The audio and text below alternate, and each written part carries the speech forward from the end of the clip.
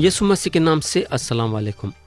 प्यारे भाई और बहन, आप लोगों को याद होगा कि गए वक्त हम नहमिया की किताब को ख़त्म करे थे और जो ख़ास बातें हम नहमिया की किताब में से देखे थे वो हैं रोया के बारे में देखे थे, दुआ के बारे में देखे थे, लोगों को आगे ले के बढ़ने के बारे में देखे थे, मुसीबतों के बारे में देखे थे और तौबा और बहाली के बारे में देखे थे।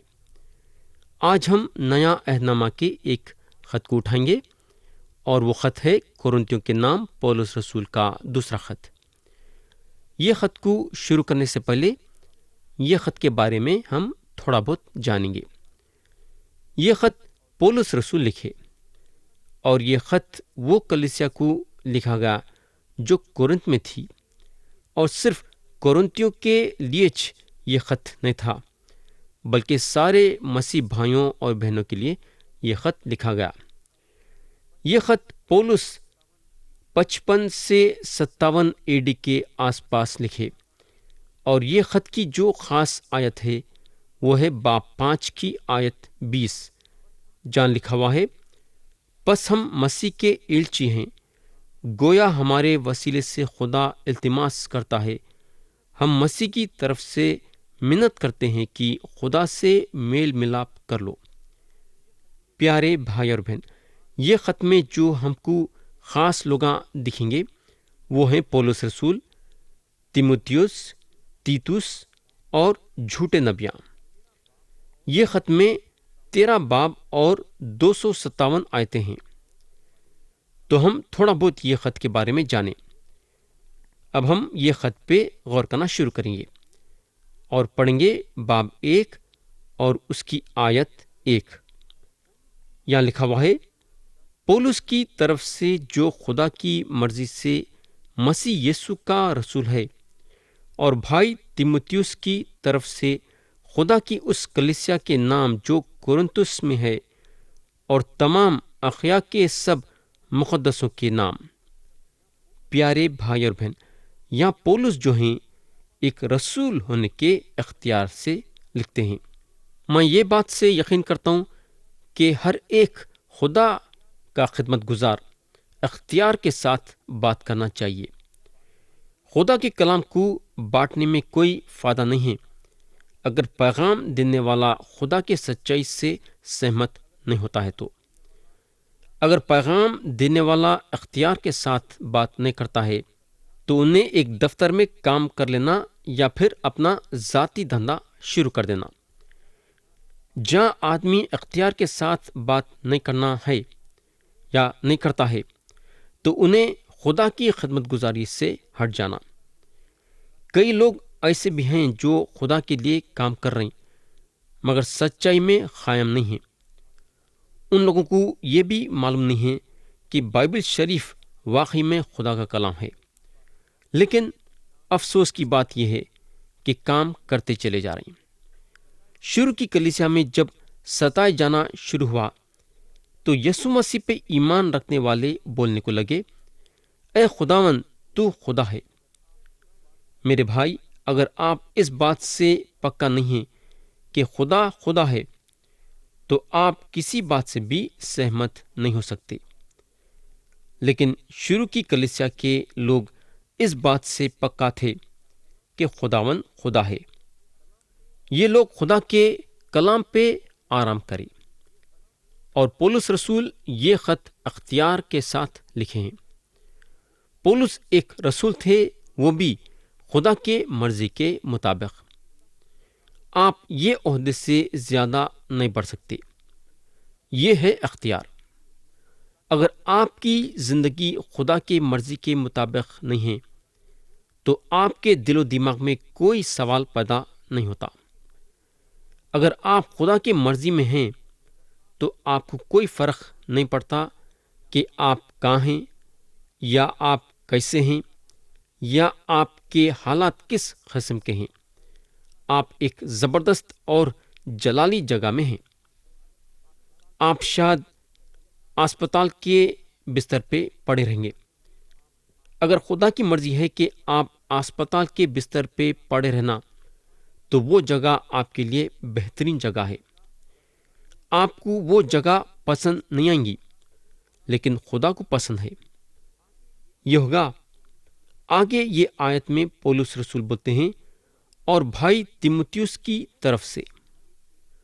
پولس رسول یہ ایک زبردست بات بولے ہیں۔ تیموتیوس ایک مسیح بھائی ہیں۔ کس کے مسیح بھائی ہیں؟ پولس کے، اور وہ کلیسیا کے جو کرنت میں ہیں۔ اور دوسری جگہ پہ پولس جو ہیں تیموتیوس کو ایمان میں بیٹا بول کے بلاتے ہیں۔ بہرحال جب پولس رسول کورنتھیوں کے کلیسیا کو خط لکھتے ہیں تو اپنے ساتھ تیموتیوس کا بھی نام لیتے ہیں۔ یہ ایک اچھی بات ہے کہ ہم ہر ایک مسیح بھائی یا بہن کو اپنے نیچے نہیں رکھنا چاہیے، بلکہ اپنے برابر رکھنا چاہیے۔ یہ ہوگا اس کے بعد پولس بولتے ہیں خدا کی اس کلیسیا کے نام۔ تو یہ ہے خدا کی کلیسیا جس کے بارے میں ہم بات کر رہے ہیں۔ آپ شاید کئی لوگوں کو یہ بولتے سنے ہوں گے کہ میری کلیسیا، اور بعضی وقت یہ لوگ ایسا سمجھنے کو لگتے ہیں کہ واقعی میں ان کی کلیسیا ہے۔ ان لوگ یہ بھول جاتے ہیں کہ یہ خدا کی کلیسیا ہے۔ ان لوگ یہ بھول جاتے ہیں کہ یہ کلیسیا خداوند یسوع مسیح کی کلیسیا ہے، جن کو انہوں اپنے پاک خون سے خریدے ہیں۔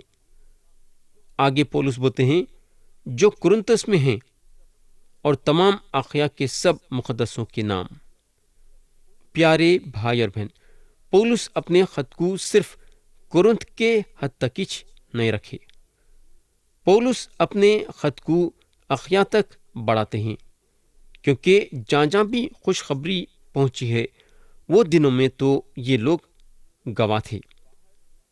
یہ لوگ باہر نکلے اور خوشخبری کو دوسروں کے پاس بھی لے کے گئے۔ یہ ہوگا اب ہم آیت 2 پڑھیں گے۔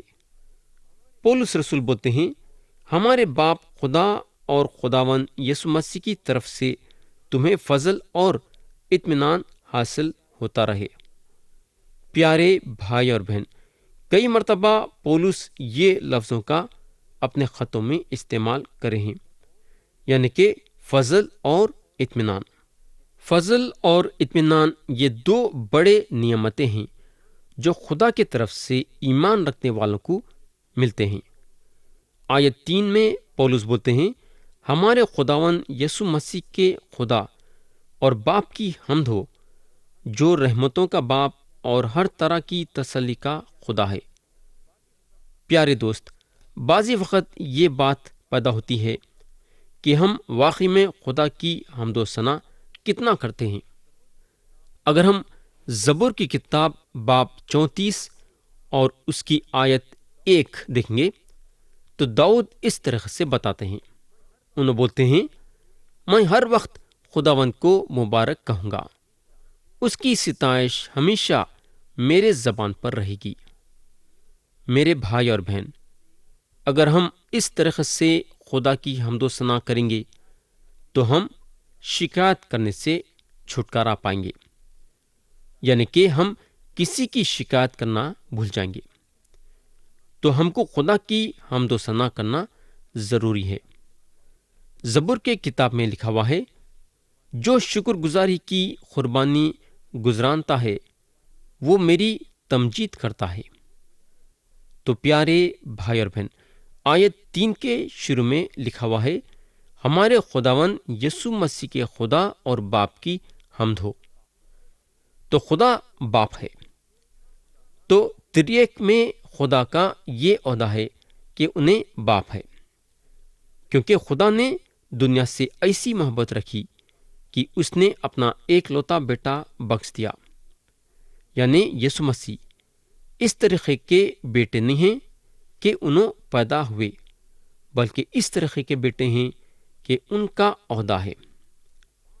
خدا جو ہے باپ کے عہدے پہ ہے اور یسوع مسیح بیٹے کے عہدے پہ ہیں۔ اور اب پولس رسول جو ہیں خدا کے بارے میں بولتے ہیں جو رحمتوں کا باپ اور ہر طرح کی تسلی کا خدا ہے۔ میرے بھائی اور بہن، اگر آپ غور کریں گے تو محبت کے بارے میں کتنا بولا جا رہا ہے۔ کئیوں کا یہ خیال ہے کہ خدا اپنے محبت کے ذریعے سے ہم کو نجات دیتا ہے۔ یہ سچی بات ہے کہ خدا ہم سے بے انتہا محبت رکھتا ہے۔ ہم خدا کے محبت کا اندازہ نہیں لگا سکتے کہ خدا ہم سے کتنی محبت رکھتا ہے۔ آج تک کوئی بھی خدا کے محبت کا اندازہ نہیں لگایا ہے، لیکن یہ بات پکی ہے کہ خدا اپنے محبت کے ذریعے سے ہم کو نجات نہیں دیتا ہے۔ خدا کا کلام ہم کو یہ سکھاتا ہے کہ خدا اپنے فضل کے ذریعے سے ہم کو نجات دیتا ہے۔ تو خدا ضرور ہم سے محبت رکھتا ہے، مگر ہم کو محبت کے ذریعے سے نجات نہیں دیتا ہے۔ خدا اپنے فضل کے ذریعے سے ہم کو نجات دیتا ہے۔ کس کے ذریعے سے؟ فضل کے ذریعے سے۔ مگر کیوں؟ کیونکہ خدا رحمتوں کا باپ ہے۔ رحمت کا مطلب ہے کہ خدا ہم سے اتنی محبت رکھا کہ ہم کو نجات دینے کے لیے منجی کا انتظام کرا، جو یسوع مسیح ہیں۔ یہ ایک ہی راستہ خدا نکالا جس کے ذریعے سے گناہوں کی معافی اور ہمیشہ کی زندگی حاصل ہوتی ہے۔ تو پیارے بھائی اور بہن، آج ہمارے پاس جو کچھ بھی ہے تو خدا کے رحمتوں کے ذریعے سے ہے۔ تو کیا آج آپ کو رحمت کی ضرورت ہے کیا؟ اگر آپ کو پیسوں کی ضرورت ہوتی ہے تو آپ پیسوں کو حاصل کرنے کے لیے بینک کو جاتے ہیں، ہے نا؟ تو آپ کو اگر رحمت کی ضرورت ہے تو اس کے پاس جاؤ جو رحمتوں کا باپ ہے، یعنی کہ خدا۔ اگر آپ کو کسی قسم کی بھی مدد کی ضرورت ہے تو خدا کے پاس جاؤ۔ خدا آپ کا انتظار دیکھ رہا ہے آپ کی مدد کرنے کے لیے۔ تو آج آپ کے پاس جو کچھ ہے وہ خدا کے رحمت کے ذریعے سے ہے۔ یہ شک کی بات نہیں کہ خدا اپنے رحمت کا ہاتھ ہماری طرف بڑھاتا ہے اور ہمارے ضرورتوں کو پوری کرتا ہے۔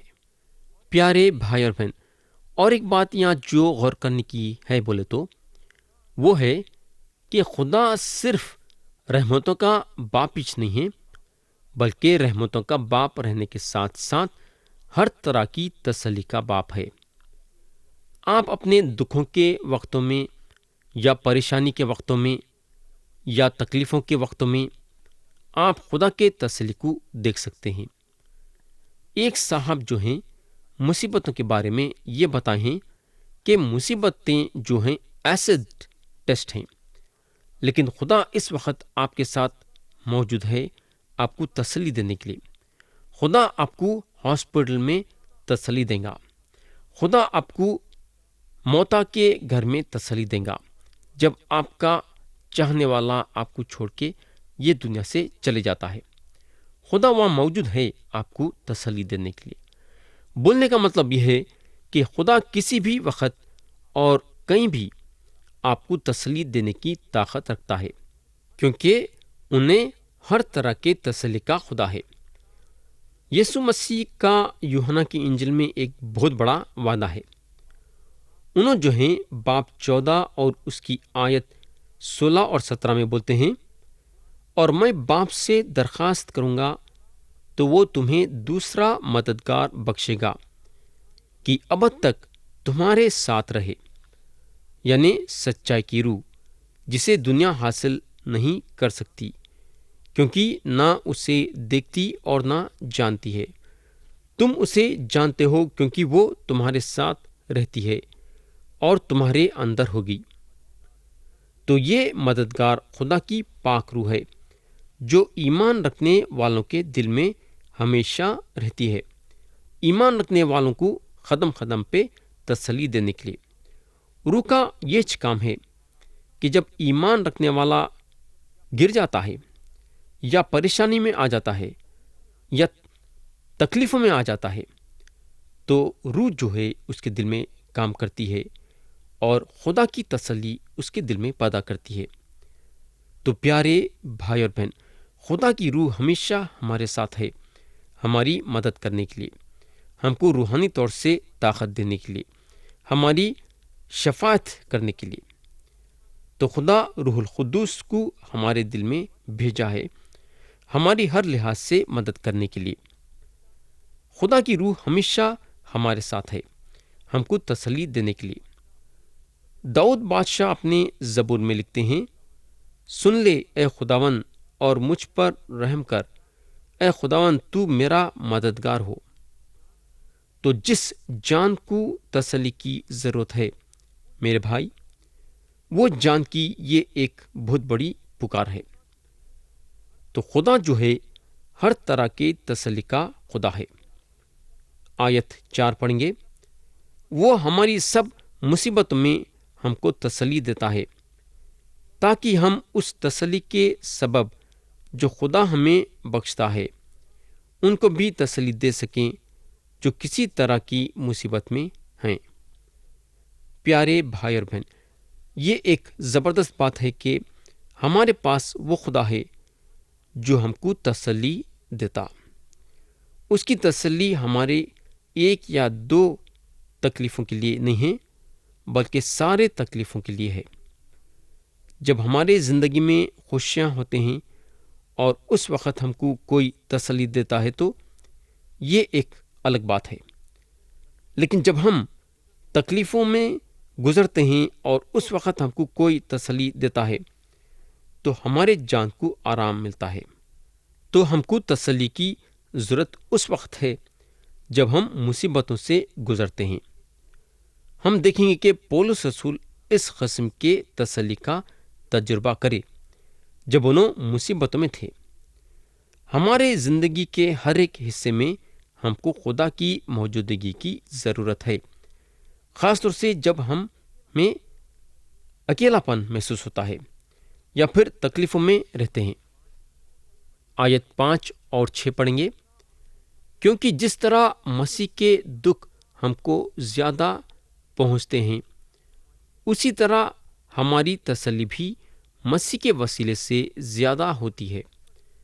اگر ہم مصیبت اٹھاتے ہیں تو تمہاری تسلی اور نجات کے واسطے، اور اگر تسلی پاتے ہیں تو تمہاری تسلی کے واسطے، جس کی تاثیر سے تم صبر کے ساتھ ان دکھوں کی برداشت کر لیتے ہو جو ہم بھی سہتے ہیں۔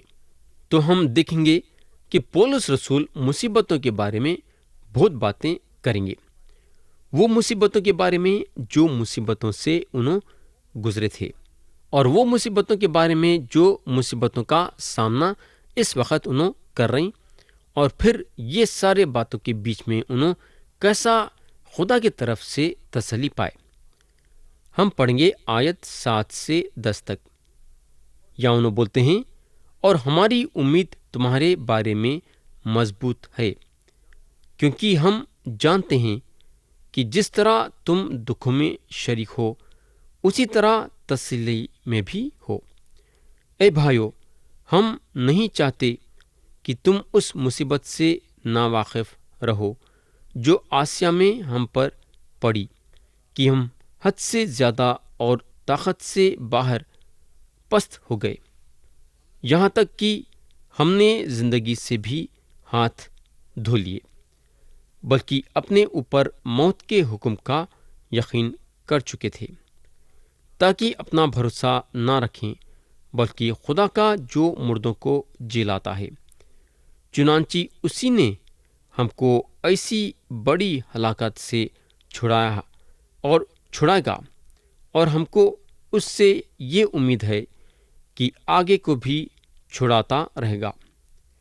تو میرے دوست، یہ ایک زبردست بات ہے۔ یہ آیتوں کے ذریعے سے ہم کو یہ معلوم ہو رہا ہے کہ خدا مصیبتوں کی اور بیماریوں کی اجازت کیوں دیتا ہے۔ پولس یہاں یہ بولتے ہیں کہ ہم نے زندگی سے بھی ہاتھ دھو لیے، بلکہ اپنے اوپر موت کے حکم کا یقین کر چکے تھے۔ تو پولس پہ موت کا حکم ہو چکا تھا۔ تھوڑے لوگوں کا یہ خیال ہے کہ پولس اس وقت کی بات کر رہے ہیں جب افسس میں ان پہ حملہ ہوا تھا۔ ان لوگوں پولس کو پھاڑ دے سکتے تھے اور ان کی موت ہو جا سکتی تھی، مگر انہوں بولتے ہیں کہ خدا جو مردوں کو جلاتا ہے، چنانچہ اسی نے ہم کو ایسی بڑی ہلاکت سے چھڑایا اور چھڑائے گا، اور ہم کو اس سے یہ امید ہے کہ آگے کو بھی چھڑاتا رہے گا۔ تو یہ ایک زبردست بات ہے، اور یہ بات آج بھی صحیح ہے۔ ہم کو معلوم ہونا چاہیے کہ خدا مسیح بھائیوں اور بہنوں کے زندگی میں مصیبتوں کی اجازت دیتا، اور خدا کے پاس اس کی ایک اچھی وجہ ہے، یا اس کا مقصد زبردست ہے۔ انہیں اس لیے اجازت دیتا کیونکہ خدا یہ مصیبتوں کے ذریعے سے مسیح بھائیوں اور بہنوں کے زندگی میں سے ایک اچھی بات نکالنا چاہتا ہے۔ ایسا کام خدا اس لیے کرتا تاکہ جو مصیبتوں سے گزرے ہیں وہ دوسروں کو تسلی دے۔ ویسا آپ کے پاس اور میرے پاس جو بھی چیز ہے، ہمارے پاس اس لیے ہے کیونکہ خدا کی رحمت ہم پہ ہے، اور ہمارے پاس اس لیے ہے تاکہ دوسروں کو فائدہ پہنچے، ویسا تاکہ دوسرے فائدہ اٹھائے۔ ویسا جو کچھ آپ کے پاس رہیں گا، خدا آپ کو اس لیے دیا ہے کہ تاکہ آپ دوسروں کے ساتھ بانٹیں۔ ایک رحمت کے طور پہ آپ کو ساری چیزاں دیا۔ اگر آپ کے پاس صحت ہے یا دولت ہے یا جو کچھ ہے، خدا چاہتا ہے کہ آپ اس کے دیے ہوئے نعمتوں کا دوسروں کے ساتھ استعمال کریں۔ اب ہم آیت 11 پڑھیں گے۔ اگر تم بھی مل کر دعا سے ہماری مدد کرو گے تاکہ جو نعمت ہم کو بہت لوگوں کے وسیلے سے ملی، اس کا شکر بھی بہت سے لوگ ہماری طرف سے کریں۔ پیارے بھائی اور بہن، ہم سے یہ چاہتا ہے، یعنی کہ خدا ہم سے یہ چاہتا ہے، ہم سب کو ایک دوسروں کی دعا کی ضرورت ہے۔ آپ کو ہمارے دعا کی ضرورت ہے، اور ہم کو آپ کے دعا کی ضرورت ہے۔ آج اگر ہم دیکھیں گے تو ہم کو دعا کی کمی نظر آئیں گی۔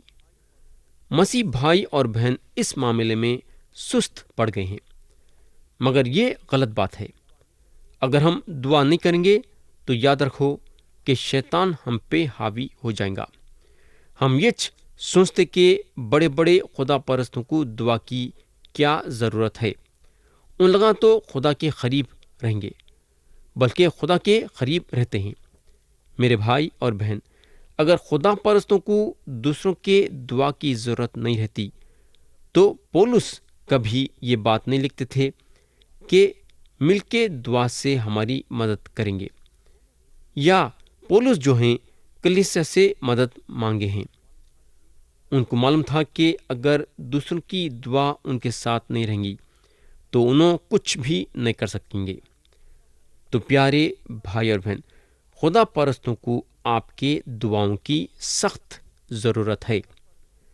خدا پرستوں کے لیے دعا کرنا آپ کا فرض ہے، کیونکہ خدا آپ کو یہ ذمہ داری دیا ہے کہ آپ خدا پرستوں کے لیے دعا کرنا اور دوسرے سارے مسیح بھائیوں اور بہنوں کے لیے دعا کرنا۔ دعا کے ذریعے سے ہی ہماری زندگی آگے بڑھ سکتی ہے۔ دعا کے ذریعے سے ہی ہم روحانی طور سے آگے بڑھ سکتے ہیں۔ دعا کے ذریعے سے ہی جو ہے ہم خدا کے قریب ہو سکتے ہیں۔ تو میرے بھائی اور بہن، یاد رکھو کہ دعا کرنے نہ بھولے گا۔ تو یا میں کلام کو ختم کرنا چاہوں گا یہ دعا کے ساتھ کہ خدا ہم سب کو آج کے کلام کے ذریعے سے برکت دے، یسوع مسیح کے پیارے اور بلند نام میں، آمین۔